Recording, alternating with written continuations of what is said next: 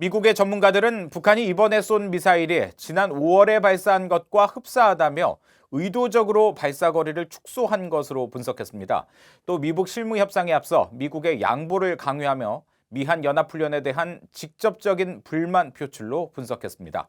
북한은 이번 발사를 남한 군부 호전 세력에 보내는 경고라고 주장했습니다. 김동현 기자입니다. 미국의 미사일 전문가들은 이번에 북한이 쏜 미사일을 지난 5월 발사한 기종을 포함해 모두 러시아제 단거리 탄도미사일 이스칸데르 SS-26을 바탕으로 한 것으로 추정했습니다. 하버드 스미소니언 천체물리학센터의 조너선 맥도웰 박사는 VOA에 낮은 고도와 비행 패턴 등을 볼 때 SS-26과 많은 유사성을 보인다고 분석했습니다. I think all they're basing that on is the range. So I'm not convinced that that's necessarily true, that statement that it's a new type of missile.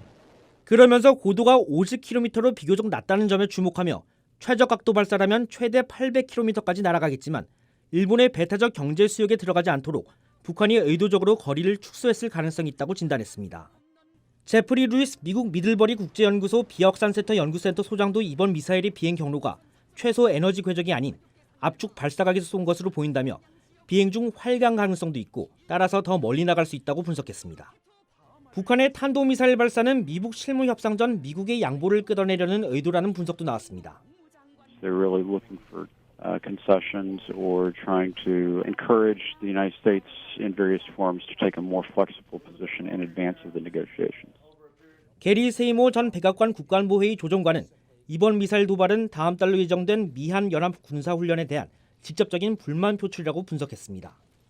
또 북한은 미사일 발사로 트럼프 대통령이 더 유연한 입장을 보이길 원하겠지만 트럼프 대통령은 북한이 원하는 대로 하지 않을 것이라고 전망했습니다.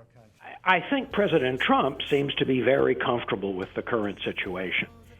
That's one of the reasons why I'm not sure Trump is going to be willing to make very big concessions in order to get some kind of interim agreement.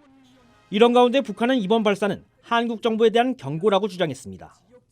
거듭되는 자신들의 경고에도 불구하고 남조선 지역에 첨단 공격형 무기들을 반입하고 군사 연습을 강행하려고 열을 올리는 남조선 군부 호전 세력들에 대한 엄중한 경고라고 주장했습니다. VOA 뉴스 김동현입니다.